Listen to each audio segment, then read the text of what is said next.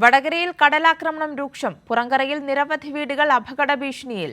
ശക്തമായ കടലേറ്റത്തിൽ കടൽഭിത്തിക്ക് നാശം സംഭവിച്ചു. മഴ കനത്തതോടെ വലിയ ആശങ്കയിലാണ് പ്രദേശവാസികൾ.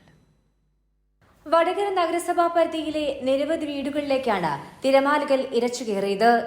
2 ദിവസമായി കടലോര മേഖലയിലെ ജീവിതം ദുസ്സഹമായിരിക്കുകയാണ് എന്നതാണ് നാട്ടുകാരുടെ പരാതി. പുറങ്കരയിൽ 2 വീടുകൾ ഏതു സമയവും കടലെടുക്കുന്ന സ്ഥിതിയിൽ. പ്രായമായവരും കൈക്കുഞ്ഞുങ്ങളുമടക്കം ഇവിടങ്ങളിൽ താമസിക്കുന്നുമുണ്ട്. പുറങ്കരയിലെ എരഞ്ഞിക്കവെൽപ്പിൽ ഐഷു, സാഹിദ എന്നിവരുടെ വീടുകളാണ് അപകടാവസ്ഥയിൽ ഉള്ളത്. ഞങ്ങൾക്ക് പാർക്കാൻ പോകാൻ എടുത്തതിന് സ്ഥലമില്ല. ഞങ്ങൾക്ക് ഒറ്റ പോയിട്ട് 1 ദിവസം 2 ദിവസം നിൽക്കുമായിരിക്കും.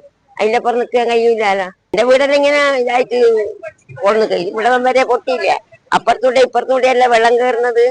ഇവിടെ എല്ലാം പിന്നെ ഐറ്റിങ്ങളെല്ലാം വന്ന് മണ്ണ് കോരിയിട്ട് അതിനെ കൊണ്ട് തറക്കല്ലി മൂല വരെ പൊന്തിപ്പോയിക്കണ്ടേ. കടൽഭിത്തി തകർന്നു കിടക്കുന്നതാണ് തിരമാലകൾ നാശം വിതയ്ക്കാനിടയാക്കുന്നത്. കാലവർഷം ശക്തമായി തുടരുമ്പോൾ കൂടുതൽ നാശം വിതയ്ക്കുമെന്ന ആശങ്കയിലാണ് നാട്ടുകാർ. കൈരളി ന്യൂസ്, കോഴിക്കോട്.